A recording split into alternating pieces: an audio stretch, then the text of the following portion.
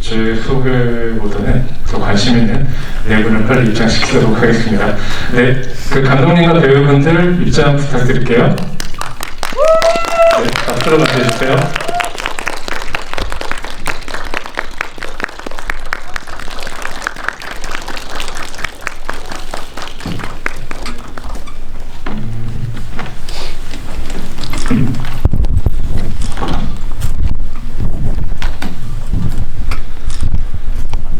네, 사실 오늘 이 네 분이 굉장히 강행군을 펼치고 오늘 마지막 일정 오셨는데요. 종로에 있는 극장들을 또 이렇게 돌고 오셨다 그래요.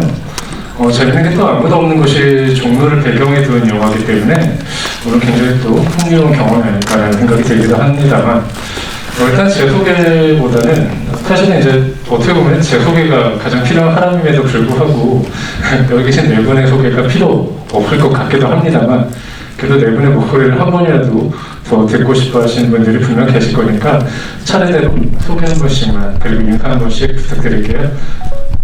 네, 안녕하세요. 저는 아무도 없는 곳을 연출한 김종환이라고 합니다. 그래서 오늘 저번 주에는 저희가 무대 인사를 다녔는데 오늘은 이제 집이로도 이렇게 여러 극장을 다니고 있고 종로 저희 영화가 뭐 보셨다시피 종로구 중구에서 영화를 많이 찍었어요. 근데 이제 오늘 극장도 이렇게 종로구 중구 쪽에 이제 극장들을 돌아다니면서 좀 추억 여행을 하는 것 같은 그런 되게 재밌는 경험을 하고 있습니다. 네, 만나서 반갑습니다. 안녕하세요. 안녕하십니까. 죄송합니다. 안녕하세요. 염진입니다. 네, 반갑습니다. 오늘 무대 인사 마지막으로 대한극장에서 하게 됐는데 자리 꽉 채워주셔서 너무너무 감사드리고 또 분위기도 약간 뭔가 영화에 어울리는 조금 어둡지만 쓸쓸한 분위기네요. 네, 오늘 또 영화에 관해서 좀 진솔한 얘기 나눴으면 좋겠습니다. 감사합니다.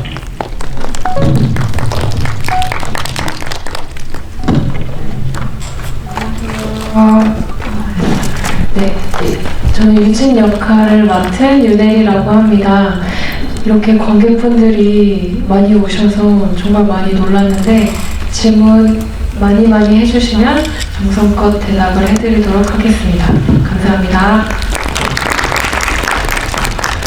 안녕하세요. 저는 주윤을 연기한 이주영입니다. 오늘 이렇게 날씨 좋은 봄날 만나게 돼서 너무 좋고요. 좋은 추억, 좋은 이야기 많이 나누다 갔으면 좋겠어요. 감사합니다. 네, 이렇게 네 분께서도 인사를 해주셨는데 한 가지 궁금한 게 있습니다. 사실 오늘 이 자리 여기까지 아무도 없는 곳이 또 GV 상영을 굉장히 또 많이 했거든요. 혹시 GV를 2회 이상 보신 분이 얼마나 계신지 좀 궁금한데 거부 한 번만 부탁드려도 될까요? 네, 역시 굉장히 많군요. 네, 제가 뭐 특별히 뭘 시킬 건 아니고요. 네, 다만 이제 이 영화가 굉장히 뭔가 애정어린 관객들의 힘으로 지금 거의 2만 명 관객의 언저리까지 온 걸로 알고 있는데 사실 이 영화 제목이 아무도 없는 곳이잖아요. 근데 이렇게 꽉 차 있는 절대 아무도 없지 않은 이런 극장의 풍경을 본다는 것도 약간 코로나 시대를 지나가고 있는 입장에서 만감이 좀 교차하는 일이 아닌가라는 생각이 듭니다. 그래서 이 질문을 한번 드려보고 싶은데요. 아무튼 김종환 감독님이 이 코로나 시대에 두 번째 영화를 또 개봉시킨 장본인이에요. 오늘 같은 이런 풍경을 매주마다 마주볼 때마다 많은 생각이 들 것 같습니다. 오늘은 또 어떤 생각이 드셨는지, 어떤 이야기를 찾으셨는지 궁금하거든요. 네, 오늘은 아주 행복한 자리이고 또 이렇게 우리 배우들이랑 또 같이 다니면서 저는 이제 뭐 몇 달 전에도 영화를 개봉하면서 그러니까 뭐 무대 인사나 관객들을 만나는 것들을 이제 하지 못했었는데 다시 이렇게 만나는 자리가 있으면서 이런 자리가 얼마나 소중한 자리구나 이런 것들을 느끼고는 있어요. 네, 그리고 근데 사실은 뭐 지금도 또 극장 상황은 또 어려운 또 때이기도 하고, 예. 저희 영화 제목처럼 아무도 없는 곳에서 영화를 보시는 분들도 꽤 있으실 거예요. 네, 근데 뭐 어쨌든 그러니까 더 뭔가 지금 시간들이 굉장히 저희는 소중하고 뭔가 더 깊은 대화를 하는 그런 기분이 들고 있습니다. 네, 말씀 주신 것처럼 이렇게 많은 관객분들께서 찾아주셔서 여러모로 의미가 깊은 자리가 아닐까라는 생각이 드는데요. 일단 아무도 없는 곳을 보신 감상이 어떤지 궁금하기도 합니다. 일단 이 영화를 이야기할 때 굉장히 많이 동원되는 단어들이 있죠. 뭐 죽음과 한, 그리고 부재와 존재, 그리고 뭐 현실, 그리고 회복이라는 단어가 좀 떠오르기도 하는데 한편으로는 결국 결핍과 창작에 관한 이야기가 아닌가라는 생각도 듭니다. 그런 의미에서 이 영화에서 굉장히 많이 인용되는 대사가 있죠. 잘 만든 이야기는 사람들이 믿게 돼 있어요 라는 이 대사가 굉장히 많이 회자가 되는 걸로 알고 있습니다. 그런데 이런 생각이 드는 거예요. 이 대사가 어떻게 보면은 창작자가 그 독자 혹은 관객에게 보내는 어떤 그런 신뢰를 뭔가 내가 보내는 신호처럼 들리는 말처럼 보이기도 하지만 감독과 배우의 입장으로 생각해보면 감독의 이야기를 배우들이 믿기 때문에 연기를 하고 싶다는 생각이 들 수도 있거든요. 그렇기 때문에 어떻게 보면 이 영화에 이렇게 출연하신 배우 입장에서는 그 이야기를 받아들이는 과정, 그 캐릭터를 소화하는 과정, 그리고 내가 이 영화에 출연하고 싶다라는 생각을 갖게 되는 과정 자체가 이 대사와 굉장히 와닿는 그런 감정이 아닐까라는 생각이 들거든요. 그런 의미에서 이제 연우진 씨와 그리고 이주영 씨 그리고 잠시만요. 네. 그 세 배우분들께서 어떻게 보면 이 영화에 출연하시기로 선택하시는 그 과정에 대한 좀 이야기를 한 번씩 들어보고 싶습니다. 연우진 씨부터 차례대로 한번 말씀 부탁드릴게요. 네, 방금 기자님께서 굉장히 좋은 말씀을 해주신 것 같은데 어떻게 보면 기자님의 질문 속에서 제 답이 있었던 것 같아요. 잘 만든 이야기는 믿게 돼 있다라는 말 자체에 대한 표현이 오히려 제 답이 될 것 같은데요. 감독님께서 늘 어쨌든 하시고자 하는 그 창작과 예술 속에서 저는 이제 올바르게 배우로서 늘 쓰이고 싶은 마음이었어요. 이번 작품에도 이렇게 제안을 해주셨을 때 더할 나위 없이 감사했고 감독님이 하고자 하신 그 이야기 속에 여러분들께 전달하는 과정에 있어서 내가 좋은 도구로 쓰일 수 있다라면은 더할 나위 없이 또 좋은 창작물에 있어서 제가 좀 힘이 되드릴 수 있지 않을까라는 생각으로 작품에 임했고요. 그래서 항상 좀 감사함을 늘 갖고 있었고 더테이블 때도 마찬가지고요. 감사함을 갖고 있었고 이번에는 제가 좀 더 힘이 되드리려고 했는데 이번에도 아무튼 또 좋은 선물을 받은 것 같아서 빚진 기분입니다. 네, 저는 감독님께서 연락을 주셨을 때 사실 학교에서 폴라로이드 작동법을 수업 자료 이런 걸로 보여주면서 영화에 대한 공부를 한 적이 있었거든요. 그런 분에게 전화가 왔고 저는 배우로서 정유미 선배님을 굉장히 좋아하고 있었어요. 근데 예전에는 이런 답변이 조금 멋이 없다고 생각을 했거든요. 내가 왜 이 작품의 가치를 더 알아보지 못하고 조금 어떻게 보면 표면적인 이유 때문에 감독님을 좋아하게 된 건 아닐까? 근데 지금 돌아보면 정유미 선배님 좋아해서 감독님 작품이 좋아질 수도 있잖아요. 그런 거는 순서는 전혀 상관없다고 생각해요. 그래서 2년이 지난 지금은 이제 더 많은 것들을 진지하게 알게 됐지만 시작은 그랬고요. 근데 지금은 저도 선배님처럼 감사하게 이 기회를 만난 것을 생각하고 있습니다. 네, 저도 당연히 감독님의 전부터 팬이었어요. 근데 제가 어젠가 그저께인가 이제 저희 영화 리뷰를 찾아보다가 감독님 예전 영화 제가 리뷰를 제가 찾은 거예요.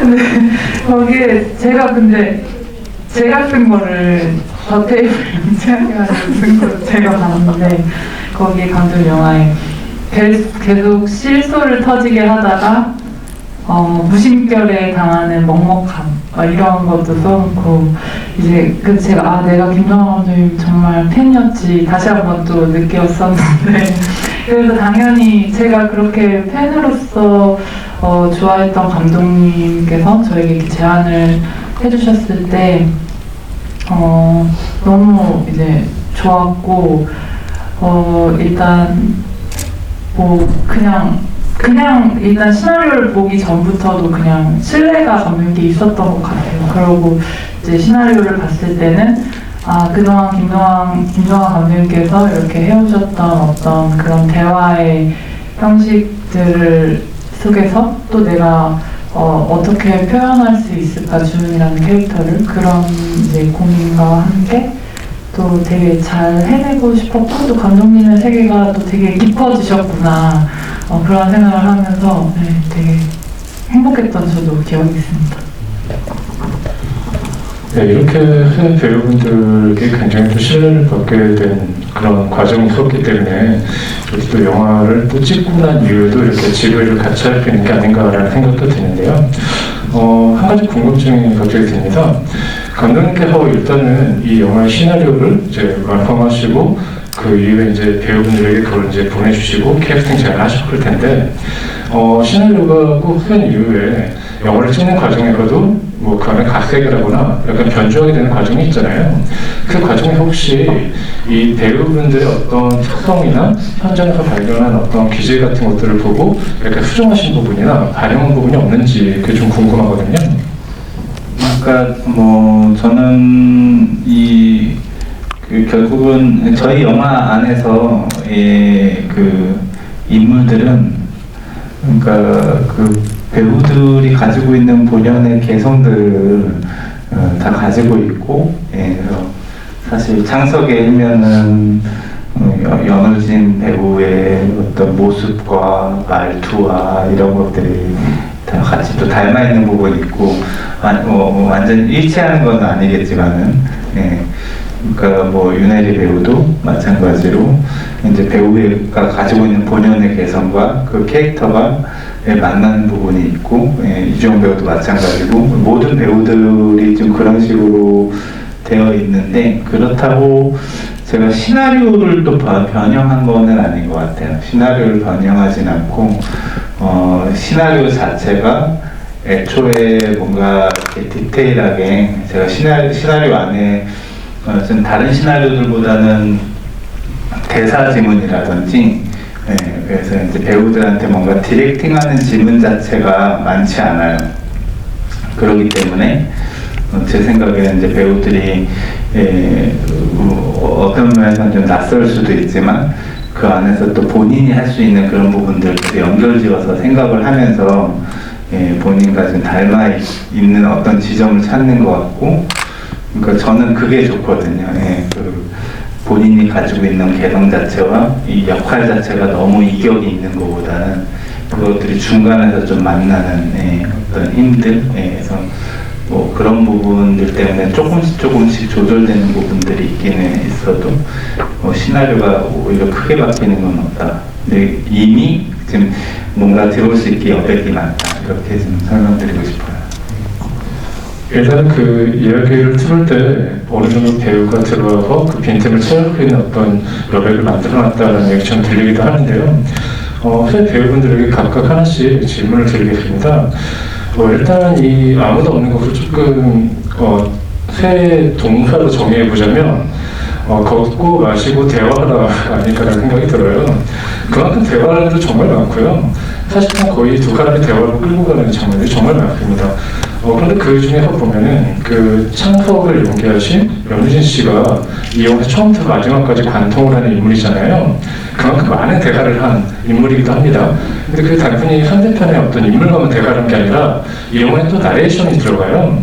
그 나레이션까지 소화를 하는데 그 나레이션도 두 가지 형식으로 나뉩니다. 그 소설가로서 굉장히 어떤 문어체 형식의 낭독을 하는 듯한 나레이션이 있고요. 동시에 자신의 아내에게 보내는 어떤 편지 같은 그런 구어체의 나레이션이 있죠. 대화는 두 가지 방향으로 나뉘는데요. 창석이 사실 굉장히 예의가 바른 사람이에요. 그래서 웬만하면은 그 경호체, 반말을 절대 안 하는 사람입니다. 근데 반말을 하는 대상이 딱 두 사람 있어요. 자신의 어머니와 그리고 자신의 아내입니다. 그럴 때 약간 어떤 친밀감, 어떤 하는 관계의 친밀감이 확 드러나기도 하는데, 사실 어떻게 보면 창석의 대사가 굉장히 문어체 톤으로 말하는 구어체처럼 들리기도 해요. 그런 어떤 간격 같은 것들을 어떻게 말의 어떤 간격이나 말의 톤의 어떤 그런 것들을 설정할 때 굉장히 좀 많은 고심을 했을 것 같거든요. 어떠셨는지 궁금합니다.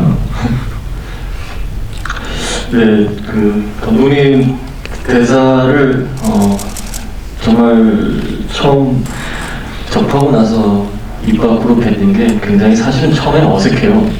실제로 쓰기도 좀 힘든 어투의 말들도 많고, 그리고 사실 이렇게 누군가랑 그 대사 투로 얘기를 하다가는 진짜 좀 느끼해 보이기도 하고 사실 좀 어려운 부분들이 많은데, 근데 저는 이제 감독님의 그 쓰시는 그 창석의 대사의 그 뉘앙스랑 그런 문법 자체가 저는 사실 너무 와닿았기 때문에 의도적으로 현장에서 이렇게 변형하려거나 이렇게 바꾸려고 하지 않았던 것 같아요. 그 속에서도 어쨌든 감독님의 의도가 담겨 있기 때문에 사실 어미 하나까지 그냥 최대한 지키려고 노력을 했던 것 같고요.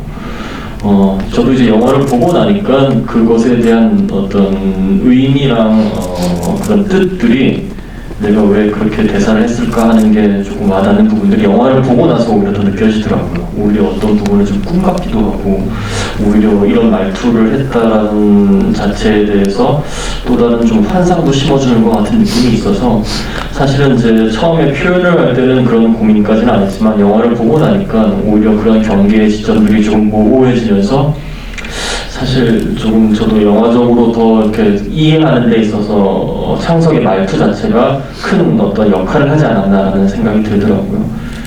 네, 그렇습니다. 어떻게 보면 그 창석이라는 인물이 또 계속 들어준 인물이기 때문에 이 인물에 갖는 어떤 그 나긋나긋함이 사실은 상대방의 어떤 이야기를 좀 배려해주는 역할을 하는 것 같기도 하거든요. 자, 그런 의미에서 이제 또 그 말을 하셨던 어떤 액션과 리액션을 주고받았지만 창석의 액션 상대가 됐던 이제 두 분이 또 옆에 앉아 계십니다. 사실 제가 아까 잠깐 이름을 까먹어서 지금 마음이 굉장히 무거운데 윤혜 배우님께 무거운 질문 하나 또 드리겠습니다. 사실 그 윤혜 배우님께서 연기하신 유진의 그 말투가 굉장히 독특해요. 특히나 뭐뭐 했더군요 라는 식으로 하는데 이게 전형적인 또 문어체 말투처럼 느껴지기도 합니다. 근데 그걸 또 굉장히 잘 소화하면서도 아 그래요? 근데 하니까 또 이렇게 은근히 또 반말을 되게 잘 섞어가는 분이에요. 그래서 약간 듣다 보면은 이 캐릭터가 굉장히 좀 오묘하다라는 느낌이 들기도 하거든요. 근데 좀 결국에는 그 경어체를 쓰면서도 은근슬쩍 흘리는 반말이 있기도 하고 그런 것들을 약간 소화할 때 시나리오를 거의 그대로 반영을 하셨다는 얘기를 들었어요. 그 캐릭터를 말할 때 사실 그 대사 톤이 굉장히 더 중요하게 설명되는 것 같거든요. 그 시나리오의 톤을 고수하신 이유를 좀 여쭤봐도 될까 싶습니다. 저는 가래가 잘 끼는 편입니다. 죄송합니다. 이게 마이크가 좀 딜레이가 있네요. 말이 좀 느려도 이해 좀 해주세요. 저는 연극을 좋아서 연기를 시작했고요. 그래서 뮤지컬, 연극에서 사용하는 말투에 원래 익숙한 사람이에요. 그래서 이 대본을 받았을 때 저는 오히려 신선하다고 생각했어요. 배우 입장에서 연기하기 재밌는 대본. 그런데 저는 조금 막 인사이더 스타일은 아니라서 주변에 그런 말투를 구사하는 사람들이 많아요. 그래서 이게 뭐 그렇게 이상하지는 않은데, 근데 이제 그걸 사용했을 때 사람들이 어색하다고 느끼는 이유는 우리가 그 보편적으로 그 암묵적으로 합의한 말투 있잖아요. 올리브영에서, 매체에서 그런 말투와 다르기 때문이 아닐까? 오늘 집에 가는 길에 뭐 통화하는 사람들 말투 들어보면 다 제각각이에요. 그래서 저는 어쩌면 이게 김정관 감독님의 작품이 하나의 예술 작품이잖아요. 그러면 전 그 자체로 존중해 줄 수 있다고 생각하고 어색하다면 제가 연기를 조금 아직 자연스럽게 못한 건데 네, 저는 그런 관점을 가지고 있습니다. 이제 마지막으로 또 이주영 배우님께 여쭤볼 차례인데요. 앞으로 두 분에게는 그 대사에 관한 질문을 드릴 겁니다. 이주영 배우님께는 좀 다른 질문을 드릴 텐데요. 사실 각자 직업이 다 달라요. 뭐 작가, 출판사, 편집자, 그리고 또 사실 이 자리에 안 계시지만 김강호 씨가 연기하신 역할은 또 사진 작가이기도 하고요. 직업이 드러나지 않는 유일한 이유는 아마 미영 역할이었을 겁니다. 그런데 그 이준호 씨 연기하신 그 주은이라는 역할은 아테나죠. 그리고 가장 적극적으로 유일하게 직업적인 행동을 하는 유일한 캐릭터이기도 합니다. 그 동시에 보면은 다른 캐릭터들은 언어를 통해서 어떤 역할을 맡고 있는데 그 안에 보면 자신의 육체를 통해서 뭔가 표현하는 역할을 하거든요. 타투나 그리고 흉터 그리고 한쪽으로 실명했던 그 약간 백반연상이 나는 그런 백탁연상이 나는 눈동자가 보여지죠. 약간 어떻게 보면 그 표현할 수 있는 도구를 가장 많이 갖고 있는 캐릭터예요. 근데 반대로 말하면 그 장면을 촬영하기 위해서 준비할 게 가장 많았던 캐릭터이기도 합니다. 거기에 대한 어떤 굉장히 준비하는 과정에 거의 어떤 노고도 있었을 것 같고, 근데 연기할 때 그만큼 또 그걸 사용하는 어떤 흥미도 있었을 것 같은데 어떠셨는지 궁금합니다. 네, 맞아요. 그랬던 것 같아요. 일단 그 시나리오를 받았을 때 어떤 그런 주은의 그런 설정들이 되게 저한테는 매력적으로 다가왔었고, 사실은 제가 이전에도 했던 캐릭터들이 대부분 준비할 게 되게 많은 것들이었어요. 다른 뭐 대표적으로 뭐 독점에서는 이제 수화를 몇 개월 동안 했었고, 그래서 이제 나는 약간 이런 운명인가 이렇게 항상 뭘 할 때 이렇게 준비를 많이 하는 캐릭터를 만나는구나 라고 싶었는데, 또 그에 반해서는 가장 준비 시간이 좀 짧았던 다른 거에 비해서는 그래서 그랬었고, 그리고 이제 감독님이랑 이제 바를 이제 다니면서 이제 그런 것들을 배우고, 또 제가 술을 안 마시기 때문에 그런 것들에 대해서 배우는 게 너무 흥미롭고 또 재미있기도 했었고요. 또 그래서 이제 그런 주은이의 그런 설정들은 많이 도움을 받았던 것 같고,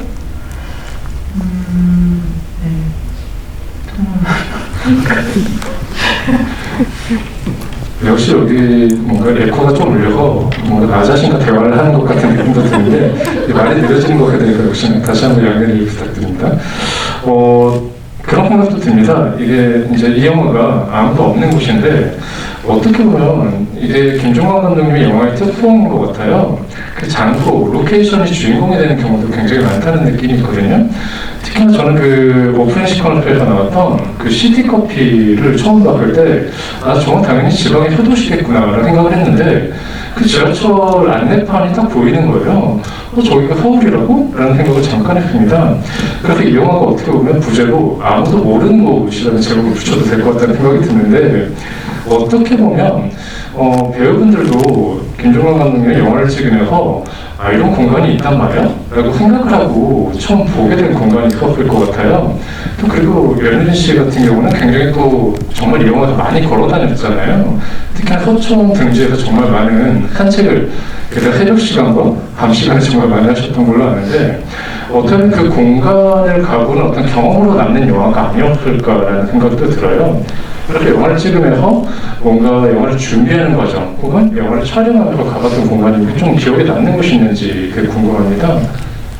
혹시 연유진 배우님부터 말씀 부탁드릴게요. 네, 감독님 그 작품에는 참 서울의 아름답고 또 예스러운 느낌들이 가장 잘 묻어나 있는 곳들을 잘 제가 탐방을 하러 다니는 기분이 들어요. 감독님 작업실도 근처에 있고 그래서 저도 그 감독님 작업실 근처 놀러 가고 하면은 사실 그 촬영하기 전에 몸이 예열되는 느낌이에요. 저는 이제 조금 다른 지역이라고 표현하면 안 되겠고, 아무튼 좀 감독님과 멀리 있는데 저도 감독님을 뵈러 가려면은 정말 운전을 하면은 2시간이 넘게 걸릴 때도 있는 것 같아요. 교통을 러시아워 시간에 또 막히면. 그래서 저도 대중교통을 타고 항상 감독님 작업실에 가곤 했는데, 그럼 저는 그 가는 길 자체가 그 영화 촬영하기 전에 어떤 몸을 이어가는 느낌이 들었어요.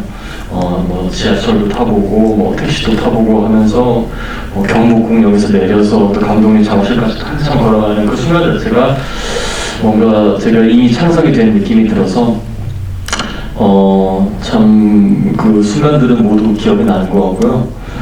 제가 이번에도 감독님 단편 작품들을 좀 몇 개 더 챙겨봤는데 그 작품에서도 역시 이렇게 종로구의 곳곳을 잘 담아내셨더라고요. 알게 모르게 또 종로구에서 좀 뭐 협찬을 좀 받으시는지 아니면 뭐 그런 지원을 좀 받고 있는지 궁금할 정도로. 근데 덕분에 아무튼 저는 감독님 통해서 서울 구경 재미나게 하고 있어요. 혹시 뭐 두 분도 의견이 있으신지 궁금합니다.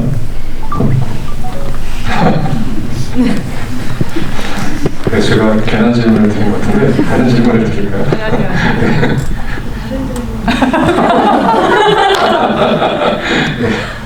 일단은 제가 그러면 좀 약간 아울러가지고 아까 어쨌든 말의 어떤 구어체와 문어체에 대한 얘기 하셨는데 그거랑 공간에 대해서도 제가 지금 설명드릴 수 있는 게 있을 것 같아요. 근데 저는 이 영화에서 그러니까 구어체와 문어체가 있다라기보다는 그 구어체인데 서로 좀 다른 종류의 구어체가 있다고 생각을 해요. 예, 최악의 하루도 그렇고, 그러니까 이 영화 안에서도 뭐 우리 윤혜리 배우가 얘기했지만 되게 사람들의 말의 투는 되게 다양하게 있잖아요. 다양하게 있고, 우리도 보면은 저는 그렇지만 우리 역할 안에서 주는 이주영의 말투가 같이 묻어 있고, 예. 저는 그래서 뭐 이주영 배우가 얘기할 때 또 주은이 얘기하는 것 같은 어떤 느낌이 있거든요. 또 윤혜리 배우가 맡은 유진도, 예, 저는 이제 마찬가지고, 또 저마다의 고유의 사실은 말의 투는 다 다르게 있어요. 우리 기자님도 또 기자님만의 또 특별한 말투가 있고, 그런 것들이 사실은 우리가 영화 안에서 할 때는 뭔가 이렇게 고정값이 있잖아요. 예, 고정값의 어떤 구어체가 있고, 근데 저는 그런 부분에서 이 영화에서 맞는 어체가 어떤 것들이 있는가, 또 영화 안에서 어떤 속도가 맞는 부분들이 있는가에 대한 것들을 좀 고민을 많이 했던 것 같아요. 또 더불어서 공간에 대해서도 설명을 드리면, 가령 시티커피라고 처음에 있는 공간 있잖아요.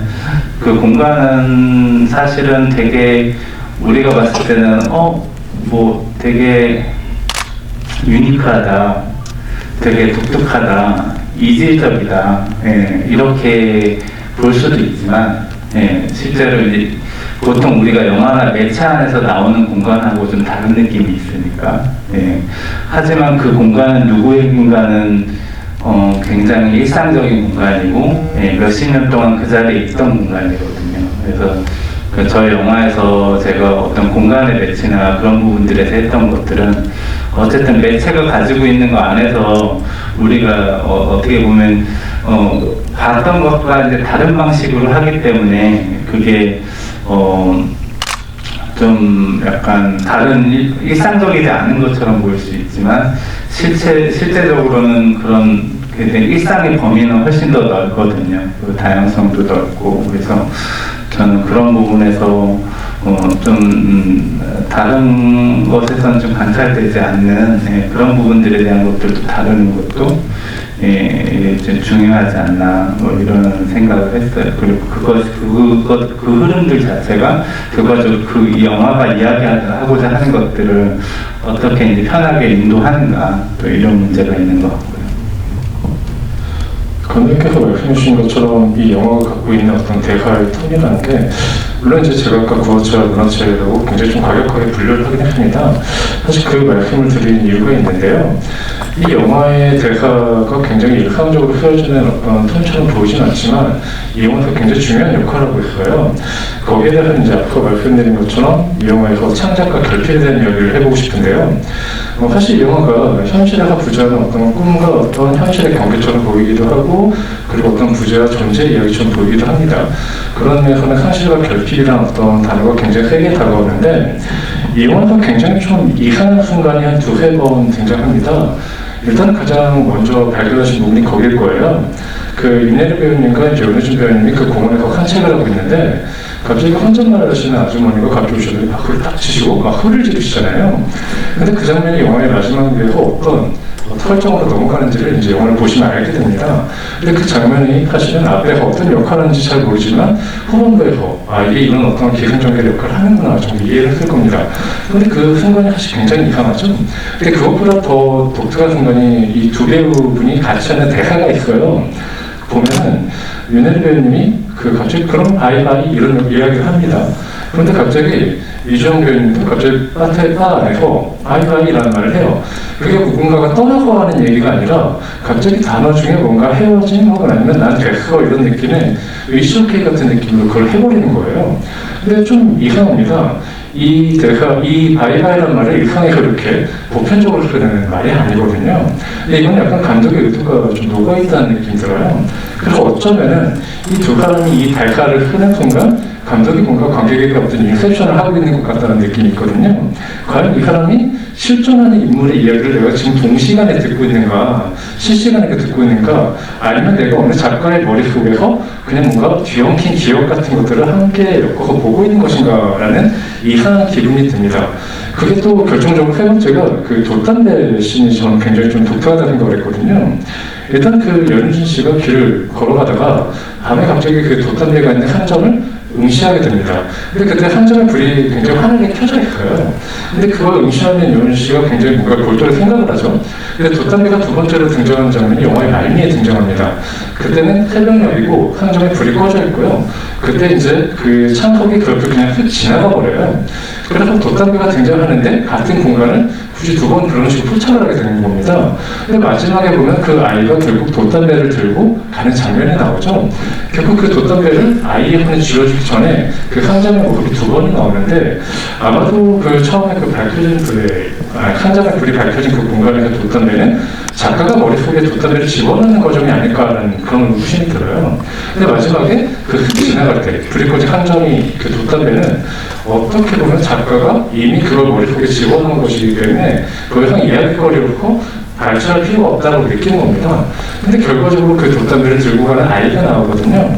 근데 그 아이는 사실 존재하지 않았던 아이인데 그 공원에서 만난 그 아주머니를 통해서 상상으로서 머리에서 재구성된 아이일 거예요. 근데 그 아이에게 돛담배를 주는 순간 사실은 창석의 마음도 그 돛담배를 들고 있는 아이의 마음처럼 어떤 희망을 지고 가지 않을까라는 관객과 그 마음이 위안을 주는 거거든요.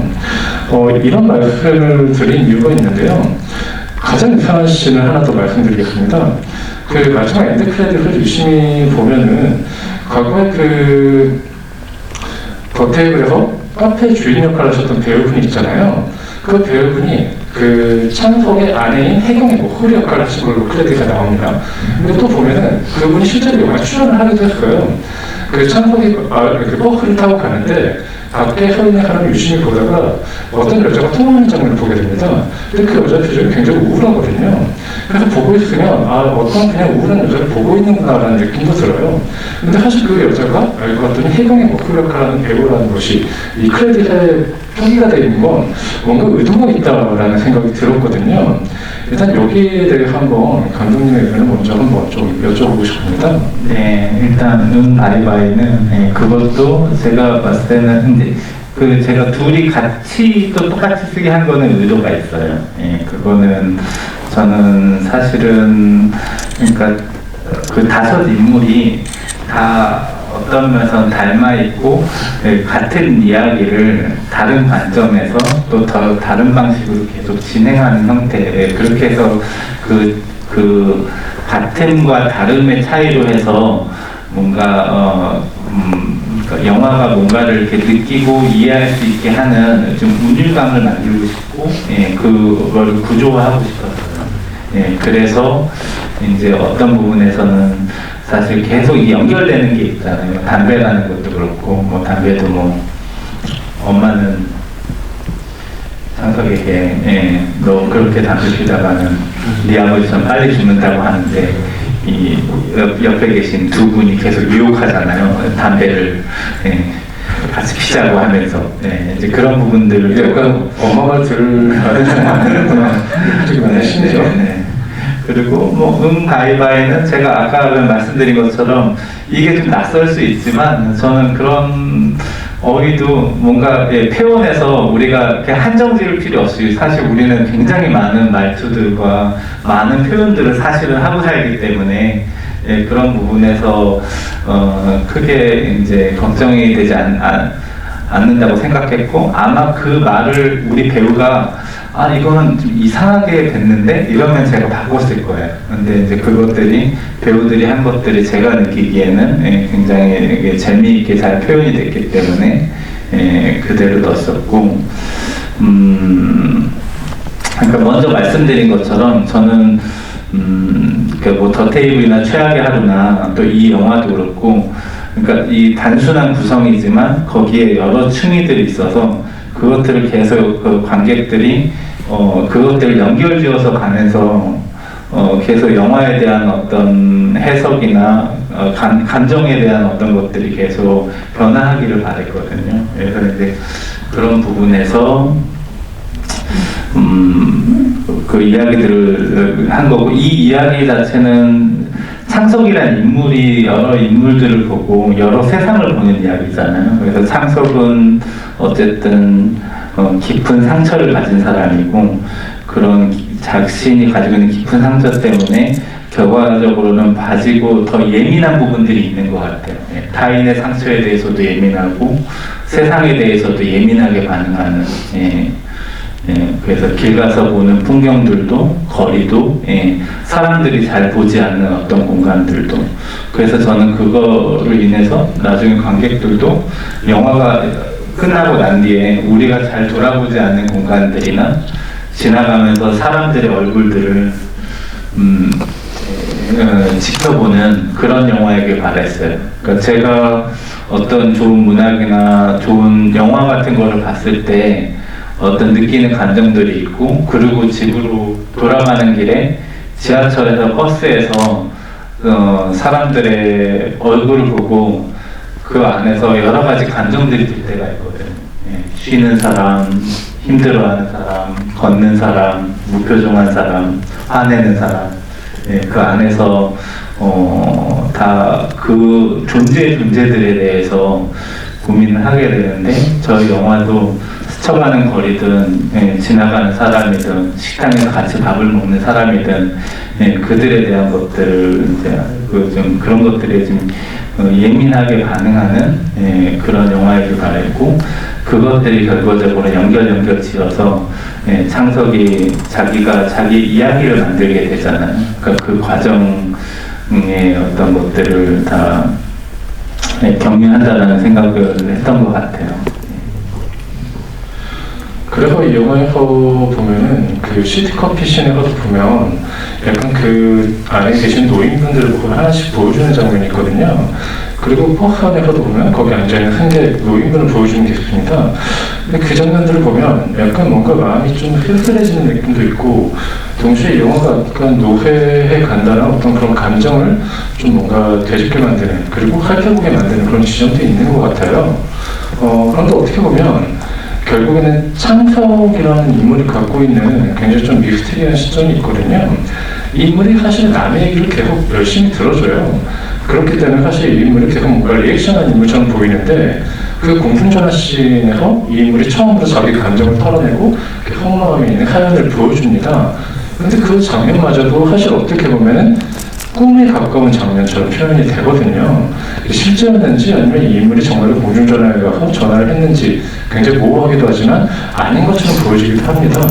그래서 약간 창석이라는 인물이 결국 자신의 감정을 풀어내는 게 약간 결국 이야기를 만들어내는 과정으로서 비교하는 것 같거든요. 사실 이 과정에 도달하기까지 그 시나리오를 딱 한 번 읽었을 때 명확히 와닿지 않았을 수도 있지 않았을까라는 궁금증이 있어요. 이 부분에 대해서 감독님과 정말 많은 대화를 하지 않았을까라는 생각이 들어서 그 연우진 배우님께 이런 부분에 대한 이해를 하는 과정에서 얼마나 감독님과 대화를 했는지 그런 부분이 좀 궁금해집니다. 이게 사실 그 어떤 영화적인 문법 자체가 기승전결 맥락이 있는 시나리오가 아니어서요. 오히려 그런 것들을 알고 연기하는 것보다는 철저하게 감독님이 나중에 완성적인 작품을 보았을 때 오히려 느껴지는 그 풍성함이 더 클 거라고 일단은 생각을 해서 그런 부분들도 저희도 디테일하게 물어보지는 않았고요. 근데 저도 이제 근본적으로 그런 창작과 결핍 사이에서 아슬아슬하게 줄타리, 아까 기자님께서 되게 좋은 단어를 말씀해 주셨는데, 창작과 결핍 사이에서 우리 영화는 계속 그 이야기를 결국 하려고 했던 게 아닌가라는 생각이 들어요. 어쨌든 저는 보고 나니까 느꼈던 거는 사실 그 세 인물, 저 말고 또 우리 윤혜리 배우님, 또 이지은 배우님, 이주은 배우님, 김상호 선배님 다 하셨던 그들의 이야기 속에 제가 듣는 사람이었고, 결국 공중전화 속에서는 제 이야기를 결국 여기 계신 또 다른 창석에게 들려주는 이야기라고 생각을 했어요. 근데 전반적으로 딱 봤을 때는 이 김종관 감독이 결국 하고자 했던 그 창작, 제가 이걸 예술로 표현을 하자면 그 창작이 결국은 우리 인간들의 결핍과 고독을 이해하게끔 해주고 그 결핍을 극복하게 해주거든요. 저는 그 새 인물들을 만나면서 제가 느끼고자 하는 어떤 또 다른 상실들을 생각을 하면서 다른 관점에서 내 글을 쓸 수 있겠구나라는 변화를 겪었고, 그리고 결국 내 이야기에 도달했을 때는 그 누군가가 들어주는 오늘 같은 자리를 메꿔주시는 분명히 관객들이 있을 거라고 믿었어요. 그분들한테 저는 던지는 어떤 제 삶의 무게였나라는 생각이 듭니다. 그래서 아마 창석이 얘기했듯 다양한 관점에 따라 또 소설이 이루어진다는 얘기를 하듯이 여기 계신 분들이 각자 관점대로 느끼시는 대로 오히려 달라지는 받아들이는 것도 다 다를 거라고 생각을 합니다. 그래서 그런 것에 대한 오히려 작품을 보고 나서는 믿음이 있었기 때문에 지금도 골똘히 생각해서 내가 어떻게 연기를 했을까라는 시점들을 생각해보면 진짜 계산을 하지 않았던 것 같아요. 오히려 그런 경계 속에서 감독님이 하고자 하는 표현법에 따라서 그냥 늘 받아서 열심히 연기를 했고, 그 찍고 나서 우리가 사실 어떤 영화보다 GV가 되게 필요한 영화라고 생각이 드는데, 이렇게 저도 좀 다양하게 얘기를 하고 또 듣고 기자님께서 얘기를 해주시니까 오히려 그런 저도 생각했던 경계들이 조금씩 왔다 갔다 하는 것 같아요. 근데 그게 되게 중요한 포인트인 것 같아요, 저희 영화는. 그것에 따라 조금 더 내 기준에서 내 인생을 기대해 보면서 생각을 할 수 있고, 항상 또 이렇게 더 깊어지는 어떤 그런 영화적 고민들이 생기는 것 같아서, 뭐 말씀드리자면 정확히 계산하고자 했던 것들은 전혀 없었던 것 같아요, 처음에 영화 찍으면서. 말씀하신 것처럼 이 영화에는 굉장히 좀 많은 언어가 필요합니다. 어떻게 보면 언뜻 봤을 때 좀 저평가되기도 좀 쉬운 영화처럼 보이는 지점도 있고요. 어떤 면에서는 이 영화를 사실 내가 이걸 왜 좋아하는지 모르겠지만 이 영화가 나한테 굉장히 감화를 주고 있다라고 느껴지는 부분이 있습니다.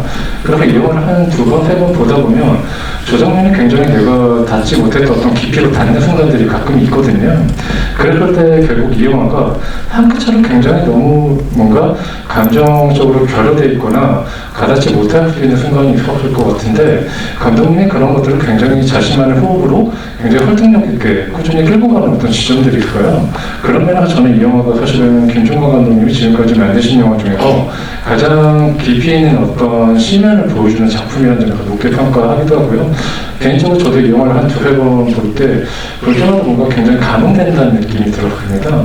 그래서 개인적으로 이 영화를 오늘 만약에 처음 보신 분이 있다면 한 두 번 정도 한 번 더 보시는 것도 좀 권하는 이유가 있거든요. 그리고 또 한 가지 또 이제 그 윤혜리 배우님께 여쭤보겠습니다. 그 인도네시아 담배 피우는 씬이 있잖아요. 그때 사실 그 장면이 어떻게 보면 이 영화에서 가장 감독님의 도전적인 장면이었다는 생각이 들어요. 거의 조명을 거의 안 치는 느낌이고 거의 카메라에 노출로서 거의 승부를 거는 느낌인데, 사실 그 장면에서 보면 그 거의 어둠에 덮여있는 어떤 느낌으로 되게 그 배우의 어떤 대사가 굉장히 관객한테는 훨씬 민감하게 다가오는 순간이기도 합니다. 그리고 그 장면은 또 어떻게 보면 배우 입장에 힘든 게 거의 롱테이크 씬이거든요. 끊지 않고 계속 대사를 주고받는 방향으로 가요. 그래서 사실 어떻게 보면 그런 씬을 뭔가 연기를 할 때 특히나 그런 장면에서 아까 말씀드렸던 그 대화의 톤을 유지하는 게 사실은 어떻게 보면 배우 입장에서 굉장히 좀 도전적이지 않았나라는 궁금증이 있거든요. 어떠셨는지 궁금합니다. 대답이 조금 짧을 것 같은데요. 저는 무지에서 오는 용감함이 있다고 생각해요. 제가 영화적인 지식이 많았다면 생각이 많아서 또 다른 톤의 연기를 했을 수도 있고요. 근데 그때는 그냥 물론 지금도 비슷한 것 같아요. 저는 그냥 주어진 것에 최선을 다하고 있습니다. 단순하죠. 어떻게 보면 제가 오문에 굉장히 현답으로 답을 해주셨다라는 생각도 드는데요. 갑자기 그게 생각나요. 그 윤혜리 배우님께서 한 인터뷰에서 김연아 씨 이야기를 해주셨던 것 같더라고요. 네네. 그 답변이 또 생각이 나기도 합니다. 이주영 배우님께 또 하나 여쭤볼 게 있는데요. 사실 그런 생각이 들어요. 그 각자 맡으셨던 캐릭터들이 그 내면을 굉장히 다 털어내는 느낌이 있는데 어떻게 보면은 그 주은이라는 인물은 자기 얘기를 툭 하고 던지지만 진짜 혹한 사람이 위력이 드러나지 않는 인물처럼 보이기도 하거든요. 그냥 교통사고가 나서 이렇게 그냥 내 몸에 흉터가 있다 정도로 뭔가 표면적으로 뭔가 끝나는 느낌도 듭니다. 그래서 우리가 이 인물의 과거가 좀 더 궁금해지는 측면도 있거든요. 약간 이 영화에서 뭔가 캐릭터를 하나 끌어내서 스피노프화 하기 딱 좋은 느낌도 있어요. 그래서 혹시 배우로서 이 인물의 과거가 좀 어땠을까 이런 것들을 좀 개인적으로 생각해 보신 부분이 없는지 되게 궁금하거든요.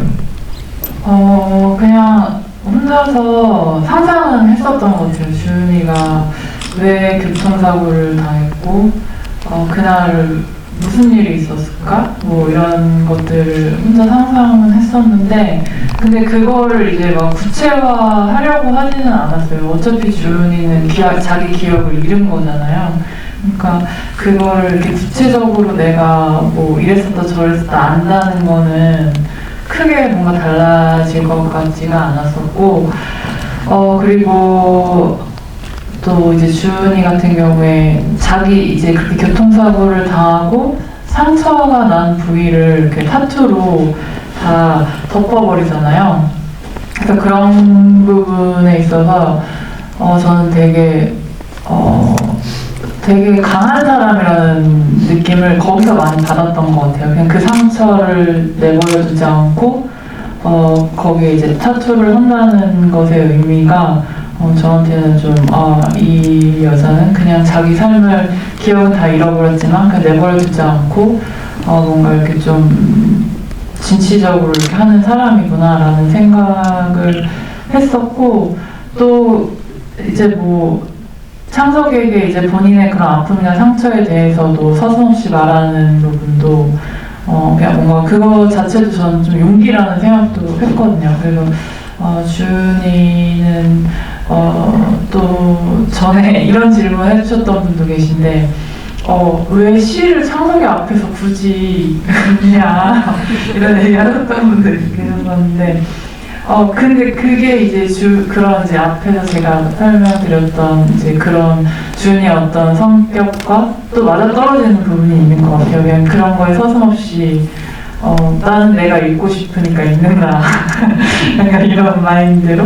네. 그래서 그렇게 원사에 대해서는 크게 어떻게 노선을 정하지 않았습니다. 네, 여기까지 제 질문을 마치도록 하고요.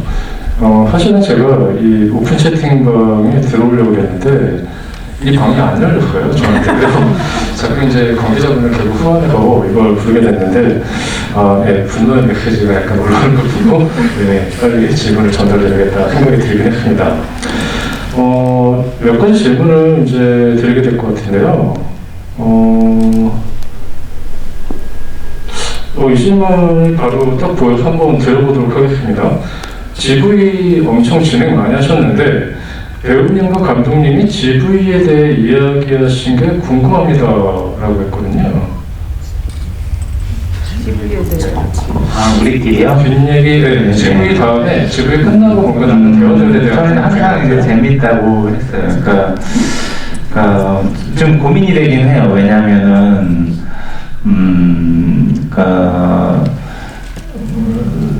사실 뭐 이 영화가 뭔가를 그러니까 제 영화 중에서도 제 영화가 그 전에도 아주 구체적이었던 적은 없지만 예, 더 어떤 면에서는 명확하게 좀 짚히지 않는 부분들이 있을 수 있고 예, 그래서 어떤 면에서는 지비가 필요한 것 같기도 하지만 예, 또 이 창작자의 입장에서는 그 많은 그 수놓기를 한 것들은 그것들을 따라 읽으면서 거기에서 어쨌든 느낄 수 있는 그런 감정들이 있잖아요. 이제 그런 부분들이 있기 때문에 그걸 또 우리가 지구에서 해치면 안 되니까 거기에서 어디까지 얘기를 하고 그래서 이제 뭔가 구체적인 어떤 뭐 메타포나 이거에서 어떤 의미다 이렇게 말씀드리는 것보다는 일단 제가 어떤 입장에서 만들었는지 또 배우들도 뭐 어떤 입장에서 연기를 했는지. 근데 이제 재미있는 거는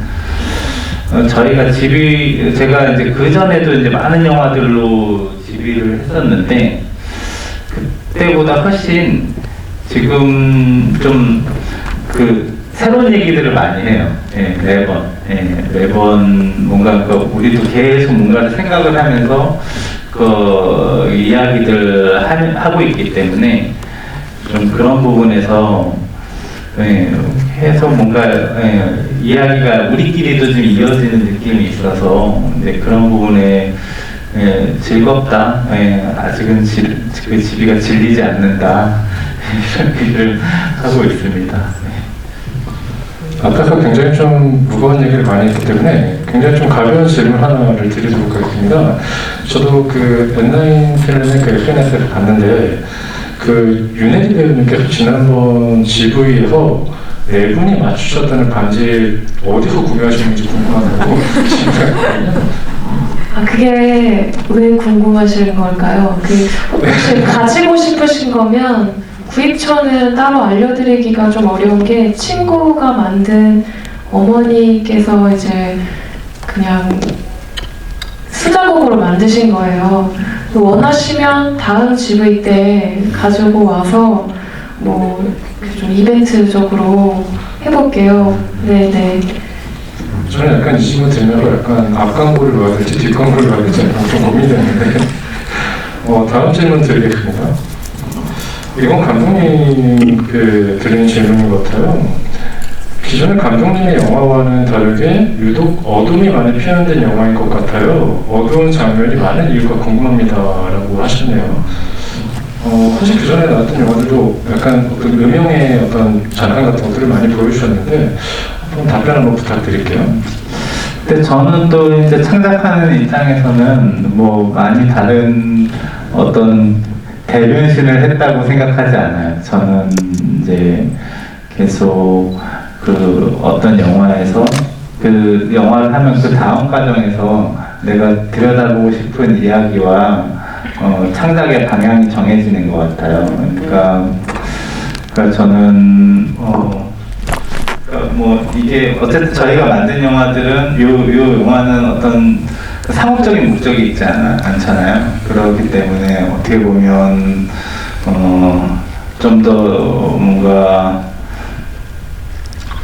그거와는 다르게 관계가 좀 더 저의 창작자 내면에 있는 걸로 좀 깊이 관계 맺기를 할 수 있는 영화를 만들어 가도 되겠다라는 생각을 하고 있고 거기에서 저는 뭐 아티스틱한 영화는 또 어떤 방향에서는 저는 약간의 이제 편견인지는 모르겠는데 창작이 좀 그런 아티스틱한 영화를 할 때 뭔가 이렇게 새로움을 쫓는 거, 새로움을 이야기하는 거, 그 부분도 되게 중요한 거기는 한 것 같아요. 매번 내가 이거에 이번에 완전히 혁신적인 어떤 새로운 걸 하겠다. 근데 그거는 또 어느 면에서는 예술가의 어떤 야심이 더 먼저 보이는 느낌이 있을 때가 있거든요. 나는 이 새로운 걸 해서 세상을 뒤집어 버리겠어. 이거 제 편견이에요. 편견인데. 근데 이제 제가 추구하는 거는 그거보다는 좀 농부 같은. 그래서 계속 가꾸고 예, 계속 뭔가를 하나를 좀 들여다보면서 이제 거기에서 계속 연장해 나가고 여기에서 내가 더 깊이 보면은 뭐가 나올 수 있을까 더 같은 걸 하는 것 같은데 저는 이제 그런 것도 되게 가치가 있는 창작이라고 생각을 하거든요. 그게 사실은 더 이렇게 잘 보이고 그런 것들이 사랑을 받으려면 시기가 많이 필요한 것 같아요. 창작자가 계속 매번 해서 어쨌든 그 갖고 오는 삶을 계속 이어나가서 그것들이 꾸준함이 보일 때 결국은 그 결실을 맺는 것이기 때문에 그래서 좀 그런 부분에 있지만 저는 방향성이 그래요. 그래서 어쨌든 조금씩 내가 한 것의 다음 과정들을 이제 밟아나가는 시기고 거기에서 어쨌든 그 다음 과정에 있는 게 이 아무도 없는 곳이라는 영화고 그 점점과 좀 다른 부분은 뭐 전에도 뭐 여러 가지로 말씀드리긴 했는데 우리 이번 영화는 근데 그 전에도 좀 그러긴 했지만 그냥 그림자에 대한 이야기를 해보자. 그림자를 면밀하게 들여다보고 어둠을 면밀하게 들여다보고 어둠도 편할 수 있고 뭐 그런 부분들에 대한 것들 그리고 저는 이렇게 좀 어두운 얘기일 수 있지만 죽음을 잘 들여다보는 거는 그래서 우리가 또 이면의 삶에 대한 또 치열한 생각을 해볼 수 있는 거거든요. 그리고 늙음이 쓸쓸하게 보일 수도 있지만 또 창석의 입장에서는 누군가와 같이 늙어가고 싶었던 그 선망이 있었잖아요. 그러니까 그런 양면의 것들을 좀 계속 좀 생각해 나갈 수 있는 근데 그것을 빛이 닿는 부분을 보면서 그 그림자를 생각하는 것보다는 그림자를 보면서 또 그 이면을 생각할 수 있는 그런 영화를 해보자라는 것 그리고 이제 그 외에 많은 저의 형식적인 것, 내용적인 것에 대한 동기들이 그 자연스럽게 그 다음 과정의 이야기를 만들게 한 것 같습니다. 네. 이 질문은 굉장히 또 많은 분들이 궁금하실 것 같아서 한번 질문을 드리고 싶은데요. 제목을 아무도 없는 곡으로 정하신 이유가 궁금하고 혹시 다른 후보 제목들이 있었는지 궁금합니다라고 하셨고요. 저희 영화 제목이 이제 좀 더 약간 직관적인 것 같아요. 마음에 약간 그림자 음영 뭐 이런 느낌의 거라서 더 받아들일 수 있는데 저는 제목도 일찍 정한 것 같아요. 근데 다만 걱정은 제가 제가 책을 몇 권 썼는데 첫 책이 제목이 사라지고 있습니까였어요. 근데 그걸 출간했을 당시 동시에 출판사가 사라져서 그래서 되게 어려운 경험을 하고 그 다음에 제가 부정적인 제목을 인간하면 짓지 말자. 뭐 이런 최악의 한을 짓고 그러니까 그래도 이제 제가 그런 어떤 흔들리지 않는 예술가로서의 그런 게 있는 거죠. 그래서 아무도 없는 곳이라는 제목이고 좀 느낌이 그런데 극장에 아무도 없으면 어떡하지 내용도 어둡고 막 이러면서 근데 이제 예술가의 자존심이 있는 거죠. 그래도 한번 가보리라. 뭔가 가시밭길을 내가 이 제목을 들고 가보리라 이런 마음으로 좀 근데 이제 그랬다면 그 제목이 맞다고 생각을 했어요. 왜냐하면 저의 영화는 빈고 쓸쓸한 곳을 비추지만 그걸로 해서 누군가가 있었던 자리 어떤 자취에 대한 것들을 생각해 볼 수 있었으면 좋겠고 이제 그런 의미에서 좀 아무도 없는 곳이라는 제목이 좋지 않을까. 그래서 일찌감치 그 제목을 정했고 코로나 상황이 오고 개봉을 앞두게 되면서 이 코로나 시국에 아무도 없는 곳이라는 제목이 과연 옳을까 하는 고민을 했지만 결국은 이 제목으로 소개를 드리게 되었습니다. 어떻게 보면 아무도 없는 곳이기 때문에 이렇게 꽉 찬 극장을 보는 그런 또 반전적인 느낌이 좋기도 한데요. 이 질문 한번 또 드려보겠습니다. 역시나 저도 굉장히 궁금했거든요. 인도 담배를 보시는데 인도네시아 담배죠? 인도네시아 담배 궁금하다가 담배는 피진 않지만 담배 탄의 소리가 인상적이어서 검색했지만 실패하셨다고 합니다. 그래서 그 고즈넉한 분위기보다는 나무 타는 소리가 좋았고 향기를 향상해 갔다고 하는데 어떤 담배였는지 말씀해 주시죠. 쳐보실 때 어떠셨어요? 약간 달짝지근하던데? 아니, 실제로 필터 끝에가 초콜릿 같은 게 붙어 있어서 좀 달아요. 약간 좀 조금 달짝지근하면서도 그러니까 몇 개 없어가지고 사실 NG가 나오면 안 되니까 그 소품 준비가 많이 이렇게 돼 있지 않은 상황이어서 사실 저는 잘 모르겠어요. 몇 맛인지가 긴장을 좀 한 상태여서 그 담배 이거 엔진 나오고 있다는 그날은 하루만 찍을 수 있는 상황이었어요. 해가 딱 지는 상황에서 하루만 찍을 수 있는 상황이어서 너무 좀 긴장하고 있어서 잘 맛을 못 느꼈던 것 같아요. 긴장하셨어요? 그러면 그래서 약간 담배 지금 담배를 또 피지 않는데 피느라고 고생이 많았어요. 조금 달짝지근한 맛이 나요. 설탕이 살짝 묻어있는 것처럼. 네.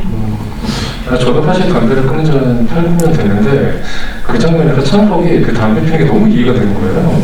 저도 사실 그런 담배를 옆에 두고 피고 있으면 한번 피고 싶다라는 생각이 저도 절로 들어요. 저희 영화는 사실 뭐 부제로 하면은 창석이 담배를 끊을 수 있을까 이런 걸 텐데 그만큼 좀 담배에 대한 것들이 제가 이제 주은이랑 바텐더 씬에서도 되게 중요했어요. 서로가 어떤 소통과 어쨌든 그 당일만 마지막으로 출근하는 날이잖아요. 바텐더 주은이 그런 사람과 잠시 어떤 교감을 하는 좀 장면을 생각을 했고 이게 참 이게 사람 수명에는 안 좋지만 이 영화 안에서 또 어떤 사람을 연결하고 뭔가를 기억하고 또 이제 담배라는 게 되게 그 연기라는 게 되게 순간의 어떤 것이잖아요. 그렇지 그런 부분들이 저는 좋았고 그리고 그 인도네시아 담배는 또 저한테도 이제 개인적인 추억이 있어요. 이 영화에는 전혀 다른 방식으로 이야기에는 쓰였지만 어쨌든 저랑 뭔가 추억이 된 도구들이 많이 나와요.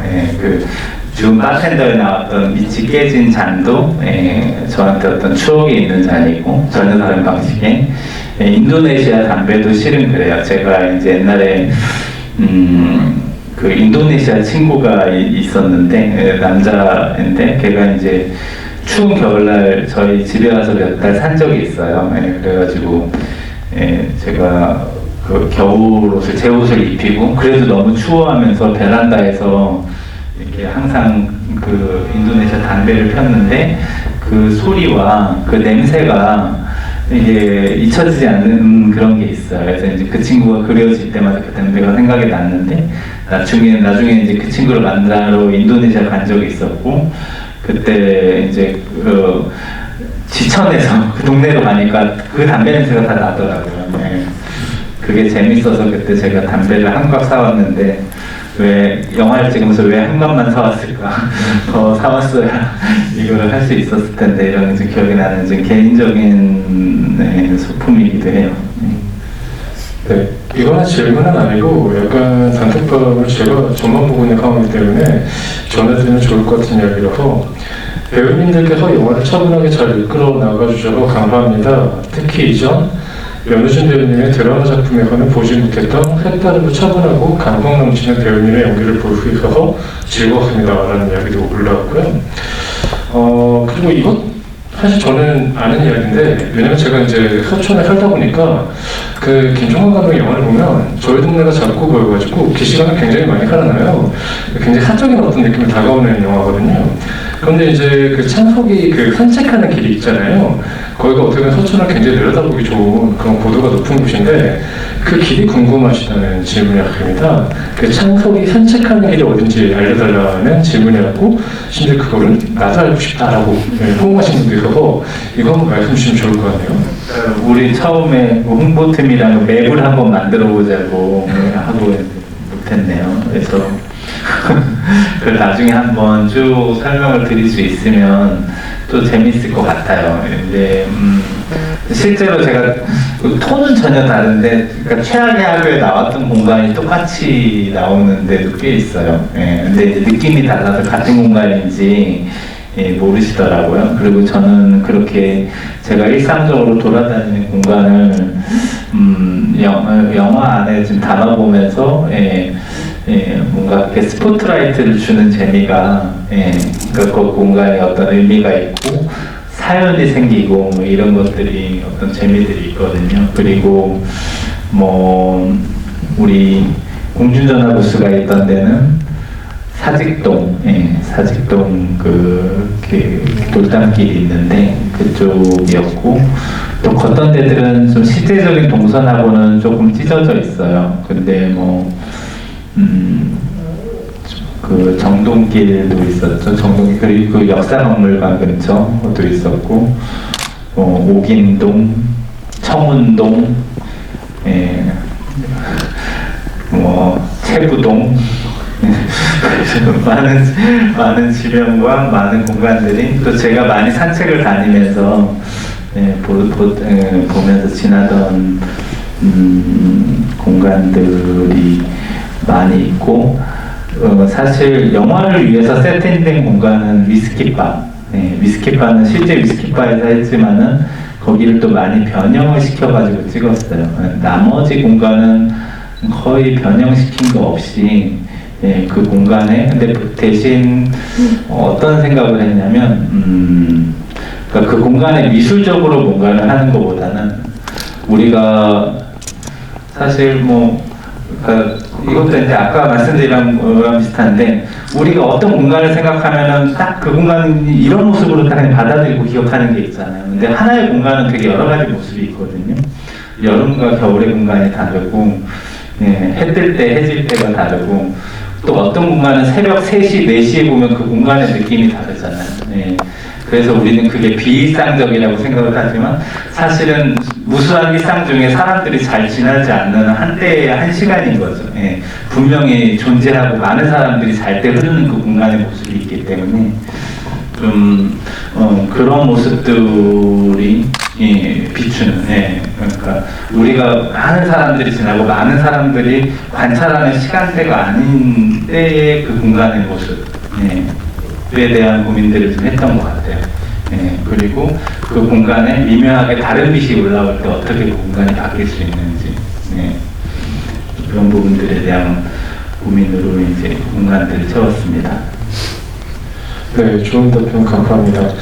일단 이게 저희가 1시간 정도 지배를 진행을 했는데요. 언제나 지배를 진행하다 보면 시간이 굉장히 빨리 간다는 느낌도 들고 굉장히 시간이 좀 더 있었으면 좋겠다라는 생각도 듭니다만 뭐 영화에서 엔드 크레딧이 올라가듯이 지배도 끝나는 시간이 지금 거의 다 돼서 이 정도로 이제 일단 지배를 마쳐야 할 것 같습니다. 마지막으로 배우분들과 감독님께서 이 영화를 보신 관객분들에게 이 영화를 보시고 뭔가 이런 감정이나 이런 부분들을 좀 기억해 주셨으면 좋겠다 이런 얘기를 한마디씩 해주셨으면 좋겠어요. 이준영 배우님부터 순서대로 진행해 주시겠습니다. 네, 저도 이 영화를 찍고 또 관객의 입장에서 보고 또 GV도 하고 인터뷰도 하고 하면서 정말 좀 개인적으로 많이 사색을 하는 시간인 것 같아요, 요즘이. 그래서 또 정말 저도 또 한번 저희 영화에 나왔던 어떤 그런 주제나 그런 오브제들에 대해서 또 다시 한번 생각해 보게 되고 정말 저희 영화가 계속 생각하면 할수록 새로운 것들도 계속 생각하게 하고 또 문득 그냥 가만히 청소를 하다가 맞아 이건 이거구나 이런 깨달음을 약간 얻게 되기도 하고 그래서 참 저희 영화 그게 저희 영화의 약간 매력이자 힘인 것 같아요. 그래서 또 관객분들도 그런 걸 느끼셨으면 좋겠고 사실 이런 슬픔이나 이런 뭐 우울한 감정 아니면 죽음, 상실감에 대해서 우리가 잘 이야기하려고 하지 않고 그냥 어떻게 보면 덮거나 그냥 외면해버리기 쉬운 것들이잖아요. 근데 제가 얼마 전에 책을 봤을 때 되게 좋은 구절이 있어서 소개를 하고 싶어서 정확하게 지금 기억이 안 나는데 우리는 슬픔에 젖으려고 하지 않는다. 하지만 슬픔은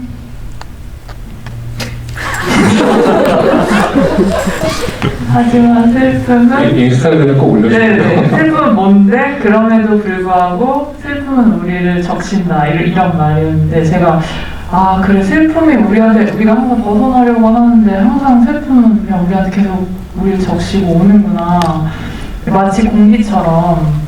그래서 그냥 또 저 영화를 보면서 또 그런 생각들이 들었고, 그래서 또 이런 사색의 시간들을 또 관객분들께서 또 많이 가지시고 또 이제 리뷰도 많이 남겨주시고 많이 공유하시면 또 이런 이야기들에 대해서 아픔에 대해서 또 누군가가 또 이야기하고 또 위로받을 수도 있을 거라고 생각이 듭니다. 그러면 또 2만 관객분들도 돌파할 수 있고, 네, 그럴 것 같습니다. 감사합니다. 감사합니다. 저는 요즘에 시간이 정말 중요하다고 생각을 해서 더더욱 이렇게 긴 시간 앉아서 고개까지 끄덕거려 주시는 분들을 보면 정말 대단하고 훌륭하다고 생각해요. 네, 그런 분들께도 진심으로 감사드리고 싶고, 저희 영화에 대한 리뷰를 많이 올려주실수록 저희도 더 많이 읽고 앞으로의 GV와 저희가 살아가는 삶에 대해서도 조금의 영향을 받을 수 있으니까요. 많이 소통해 주시면 좋겠습니다. 감사합니다.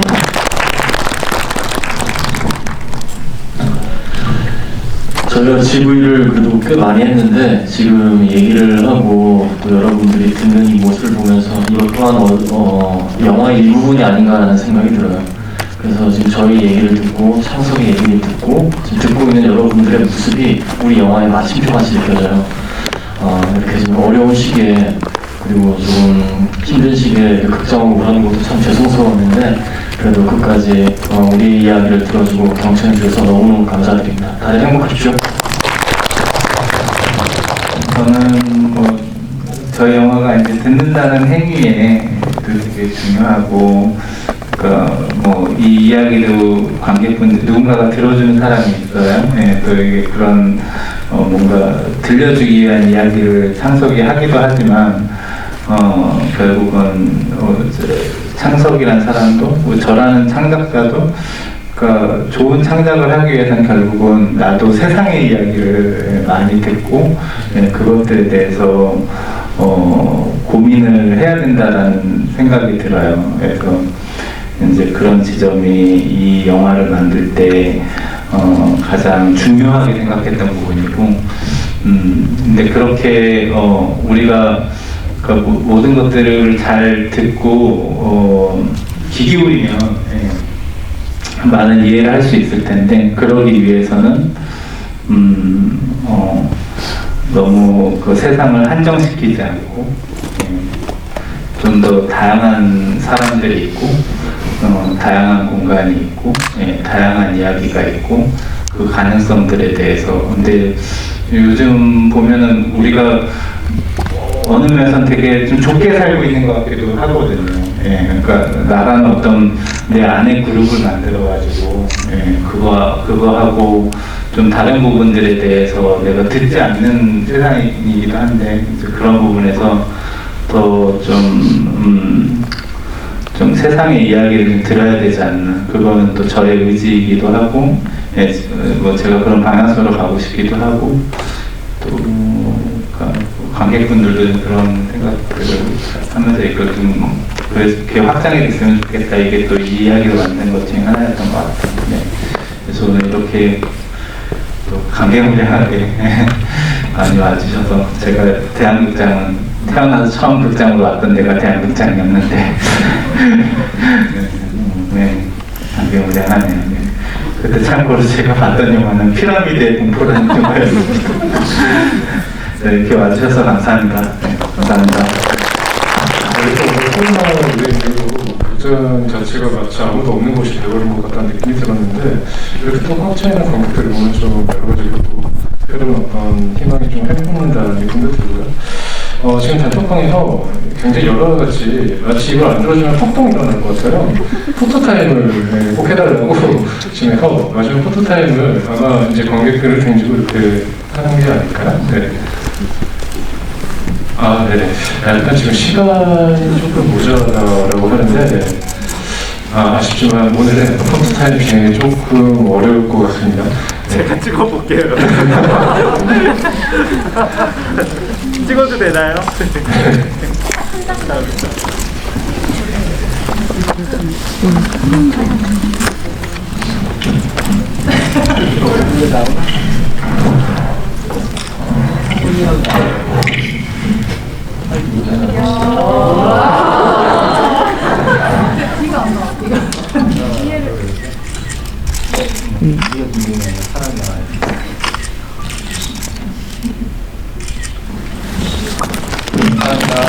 네, 포토 오른식을 마치도록 하겠습니다. 마지막까지 봐주신 여러분 진심으로 감사드립니다. 교장은 그쪽으로 부탁드립니다.